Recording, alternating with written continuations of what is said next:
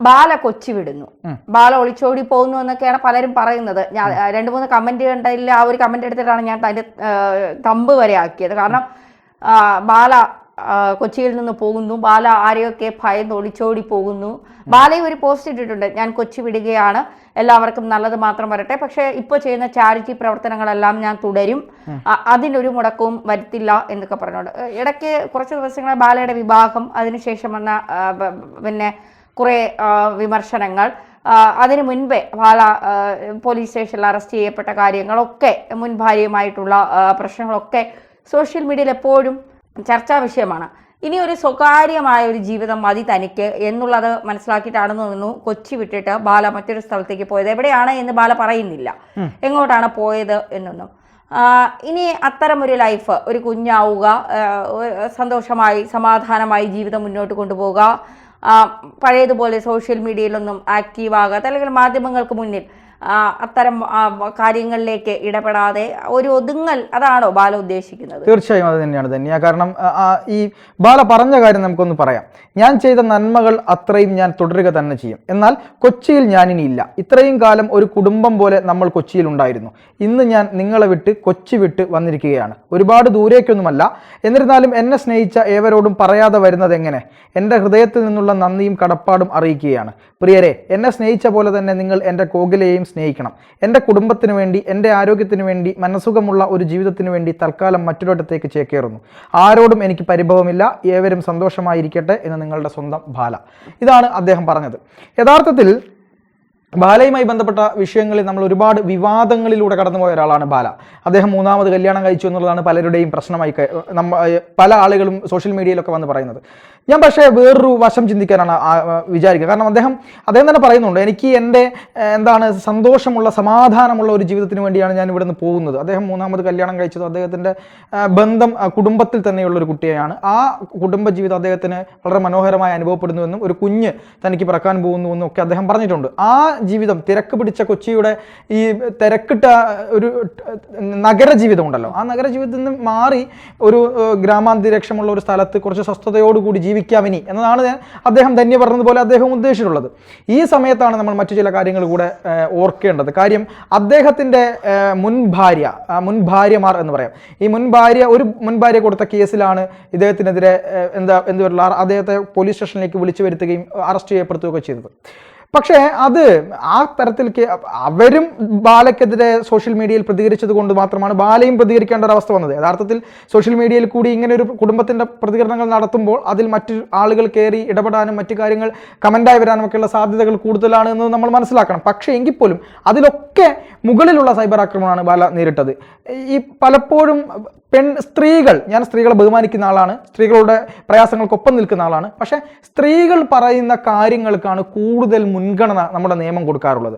ഇപ്പോൾ ധന്യയെ ഞാൻ കയറി പിടിച്ചു എന്ന് ധന്യയുടെ ഒരു പരാതി പോലീസ് സ്റ്റേഷനിൽ കൊണ്ടു കൊടുക്കുകയാണെങ്കിൽ എന്നെ പോലീസ് വിളിപ്പിക്കും, എൻ്റെ സാഹചര്യ തെളിവ് വെച്ച് പോലീസ് എന്നെ അറസ്റ്റ് ചെയ്യും, എന്നെ റിമാൻഡ് ചെയ്യപ്പെടും, അല്ലേ? റിമാൻഡ് ചെയ്യും. കാര്യം പക്ഷെ ഞാനൊരു പരാതി കൊടുക്കുകയാണെങ്കിൽ അത് പോലീസ് വളരെ കൃത്യമായി നോക്കി അതിൽ എന്തെങ്കിലും തരത്തിലുള്ള പ്രശ്നമുണ്ടോ എന്ന് നോക്കി, ഒരു സ്ത്രീയാണ് തെറ്റ് ചെയ്തതെങ്കിൽ പോലും പോലീസ് ഒന്ന് മടിക്കും അവിടെ അത് ഒന്ന് ഒരു ആക്ഷൻ എടുക്കാൻ വേണ്ടി. അങ്ങനെ ഒരു സമൂഹത്തിലൂടെയാണ് നമ്മൾ പോകുന്നത്. സ്ത്രീകൾക്ക് നീതി കിട്ടണമെന്നൊരു ഭാഗത്ത് ഞാൻ പറയുമ്പോഴും എല്ലായ്പ്പോഴും സ്ത്രീകളുടെ ഭാഗത്ത് മാത്രമാണ് ന്യായം എന്ന് ഞാൻ വിശ്വസിക്കുന്നില്ല. അവരുടെ കുടുംബജീവിതത്തിലേക്കോ അവരുടെ പ്രശ്നങ്ങളിലേക്കോ ഒന്നും പോകാനും ആഗ്രഹിക്കുന്നില്ല. പക്ഷേ അദ്ദേഹം വേട്ടയാടപ്പെട്ടിട്ടുണ്ട്. സമൂഹത്തിലെ ആളുകളെല്ലാം അദ്ദേഹത്തെ കമൻ്റ് ഇട്ട് അല്ലെങ്കിൽ സൈബർ ലോകത്ത് വേട്ടയാടുന്ന ആളുകളെല്ലാം ഭയങ്കരമായ മാന്യന്മാരാണ് എന്നുള്ള രീതിയിൽ വന്ന് വേട്ടയാടുകയാണ്. പക്ഷേ ബാലയ്ക്ക് നമ്മളറിയാത്തൊരു മുഖമുണ്ട്, അത് ആളുകൾ അറിയണമെന്നൊരു ആഗ്രഹം എനിക്കുണ്ട്. കാരണം ബാല ചെയ്തിട്ടുള്ള നന്മകൾ ലോകം അറിഞ്ഞിട്ടില്ല. അദ്ദേഹം ഒരുപാട് നന്മകൾ ചെയ്യുന്ന മനുഷ്യനാണ്. ആയിരക്കണക്കിന് പേർക്കാണ് അദ്ദേഹം സഹായങ്ങൾ ചെയ്തിട്ടുള്ളത്. ഒരു മാസം തന്നെ അദ്ദേഹത്തിൻ്റെ വീട്ടിൽ വന്ന് എനിക്ക് എൻ്റെ മകൾക്ക് പഠിക്കാൻ പൈസ ഇല്ല, എൻ്റെ ആരോഗ്യപരമായി ബുദ്ധിമുട്ടുണ്ട് എന്നൊക്കെ പറയുന്ന സമയത്ത് അദ്ദേഹം ഒരു മാസം ഏറ്റവും കുറഞ്ഞത് 3 ലക്ഷം രൂപ അദ്ദേഹം വിവിധ ആളുകൾക്ക് വേണ്ടി ചെലവാക്കുന്നുണ്ട് എന്നാണ് ഞാൻ കൃത്യമായി തെളിവുകളുടെ അടിസ്ഥാനത്തിൽ എനിക്ക് പറയാൻ കഴിയുന്നത്. പിന്നെ രണ്ടാമത്തെ കാര്യം എന്ന് പറയുന്നത്, അദ്ദേഹം കണ്ണിന് ഏതൊരു തരത്തിലുള്ള അസുഖവുമായിക്കോട്ടെ കണ്ണുമായി ബന്ധപ്പെട്ട ശസ്ത്രക്രിയയ്ക്ക് അദ്ദേഹം എറണാകുളത്തെ ഒരു സ്വകാര്യ ആശുപത്രിയുമായി ബന്ധപ്പെട്ട് അവിടെ ആർക്ക് വേണമെങ്കിലും ഒരു കണ്ണിൻ്റെ അസുഖവുമായി ബന്ധപ്പെട്ട് ട്രീറ്റ്മെൻറ്റ് ചെയ്യാൻ പൈസ ഇല്ലെങ്കിൽ അദ്ദേഹം അത് ഫ്രീ ആയിട്ട് അദ്ദേഹത്തിൻ്റെ ഭാഗത്തുനിന്ന് ചെയ്തു കൊടുക്കുന്നുണ്ട്. അത് ജെനുവിൻ ആണെന്ന് അദ്ദേഹത്തിന് ബോധ്യപ്പെട്ടാൽ അത് ചെയ്തു കൊടുക്കുന്നുണ്ട്. മാത്രമല്ല ഈ മെട്രോയുടെ അടിയിൽ ആലുവ വരെ, പാലാരിവട്ടം മുതൽ ആലുവ വരെ മെട്രോയുടെ അടിയിലിരുന്ന് എന്താണ് ഭക്ഷണം കഴിക്കാൻ ഗതിയില്ലാത്ത അശരണരായിട്ടുള്ള ഭിക്ഷക്കാരെന്നൊക്കെ നമ്മൾ വിളിക്കുന്ന ആളുകളുണ്ട്. അവർ അവരുടെ ഗതികേട് കൊണ്ടായിരിക്കാം അവിടെ പോയിരിക്കുന്നത്. പക്ഷേ അത്തരം ആളുകൾക്ക് നിരന്തരമായി ഒരു ഘട്ടത്തിൽ ദിവസവും ഭക്ഷണം കൊടുത്തിരുന്നൊരു മനുഷ്യനാണ് ബാല. കോവിഡ് കാലത്ത് നിരന്തരമായിട്ട് ഇത്തരം ആളുകളെ ആ സമയത്ത് സംരക്ഷിക്കാൻ ആരും ഉണ്ടായിരുന്നില്ല. നമ്മൾ ആലോചിക്കണം, നമ്മളൊക്കെ വീട്ടിൽ അടച്ചിരിക്കുന്ന സമയത്തും ഭിക്ഷക്കാരെന്ന് പറയുന്നവർ ആരുമില്ലാത്ത ആളുകൾ എവിടെ പോയിരുന്നു എന്ന്, അവർക്ക് എങ്ങനെ ഭക്ഷണം കിട്ടിയിരുന്നു, ഹോട്ടലുകൾ അടച്ചിട്ട കാലം, ഒരു വെള്ളവും കിട്ടാത്ത കാലത്ത് ഇവർക്ക് എങ്ങനെ ഭക്ഷണം കിട്ടിയെന്ന് ആലോചിക്കുമ്പോൾ അവർക്കെല്ലാം പാലാരിവട്ടം മുതൽ ആലുവ വരെയുള്ള ഒരുപാട് ആളുകൾക്ക് തന്നെ കൊണ്ട് കഴിയുന്നത് പോലെ അന്നം എത്തിച്ച മനുഷ്യനായിരുന്നു ബാല. അതുപോലെ എനിക്ക് സ്വകാര്യമായി അറിയുന്ന ആളുകളുടെ പേരൊന്നും ഞാൻ വെളിപ്പെടുത്തുന്നില്ല. അവരുടെയൊക്കെ ആരോഗ്യപരമായ ആവശ്യങ്ങൾക്ക്, വിദ്യാഭ്യാസപരമായ ആവശ്യങ്ങൾക്ക് അദ്ദേഹം കൊടുത്ത പൈസയുടെ കണക്ക് ചില്ലറയായിരുന്നില്ല. അതുകൊണ്ട് തന്നെ അദ്ദേഹം പറഞ്ഞു, ഒരു നിമിഷം കൊണ്ട് ഞാൻ അന്യനായി പോയി, നിങ്ങൾക്ക് ഒരു നിമിഷം കൊണ്ട് നിങ്ങളെല്ലാവരും എന്നെ അന്യനാക്കി എന്ന് ബാല കൃത്യമായിട്ട് പറയുന്നുണ്ട്. ഇപ്പോൾ നമ്മൾ 1000 പുണ്യങ്ങൾ ചെയ്താലും നമ്മുടെ ഒരു തെറ്റ് മതി മനുഷ്യന്മാർക്ക് എടുത്തിട്ട് ചവിട്ടാൻ. ധന്യ ഇപ്പോൾ ഇവിടെ നിന്ന് എത്രമാത്രം നല്ല കാര്യങ്ങൾ ചെയ്താലും കുറച്ച് കഴിയുമ്പോൾ ധന്യയുടെ അടുത്ത് ഒരു തെറ്റ് പറ്റിയാൽ അത് മാത്രമായിരിക്കും പിന്നീട് ധന്യയുടെ ജീവിതത്തിലുള്ള ഹൈലൈറ്റ്. തന്നെ ചെയ്ത ഒരു പുണ്യപ്രവൃത്തിയും എവിടെ ഉണ്ടാവില്ല. പക്ഷേ കാലം മാറുകയാണ്, കാലത്തിനനുസരിച്ച് ജനങ്ങളും മാറുന്നുണ്ട്. കുറേ ആളുകളൊക്കെ ഇതൊക്കെ മനസ്സിലാക്കാൻ ശ്രമിക്കുന്നുണ്ട്. ബാലയെ മനസ്സിലാക്കുന്ന ആളുകളുണ്ട്, ബാലയോട് അടുത്ത് നിൽക്കുന്ന ആളുകളുണ്ട്. ഒരു മനുഷ്യന് നേരെ പണ്ടൊരു കഥയുണ്ട്. ഒരാൾ ഛർദ്ദിക്കുകയാണ്. അപ്പോൾ ഛർദ്ദിച്ചപ്പോൾ ഒരു കറുത്ത ഒരു പൊടി ഛർദ്ദിച്ചു. അത് ഒരാൾ കേട്ടത് അവസാനം എത്തിയത് എന്താണെന്നറിയോ? ഒരാൾ കാക്കയെ ഛർദ്ദിച്ചു എന്നാണ് അയാൾ കേട്ടത്. അവസാനം എത്തിയാൽ കേട്ടതാണ്. അദ്ദേഹം കാക്കയെ ഛർദ്ദിച്ചു. ഇത് കേട്ടിട്ട് അദ്ദേഹത്തിന് ഭയങ്കര അത്ഭുതമായി. ഇത് അന്വേഷിച്ച് പോകുമ്പോൾ തൊട്ടടുത്തവനോട്, നിങ്ങളോട് ആരാണ് ഇത് പറഞ്ഞത്? എന്നോട് പറഞ്ഞത് മറ്റവനാണ്. അവനോട് ചെന്ന് ചോദിക്കുമ്പോൾ കറുത്ത കാക്കയല്ല, കാക്കയെ പോലെ എന്തോ ഒരു സാധനം, കറുത്തൊരു സാധനം. ഓക്കെ, ആ ചെന്ന് പറഞ്ഞവനോട് ചോദിച്ചപ്പോൾ അതൊരു കറുത്ത തുണിയാണെന്ന് തോന്നുന്നു. ഇങ്ങനെ ചെന്ന് അവസാനം ഛർദ്ദിച്ചവൻ്റെ അടുത്ത് ചോദിക്കുമ്പോൾ അതൊരു കറുത്ത പൊടിയായിരുന്നു. ഇതാണ് നമ്മുടെ സോഷ്യൽ മീഡിയ, ഇതാണ് നമ്മുടെ ലോകം.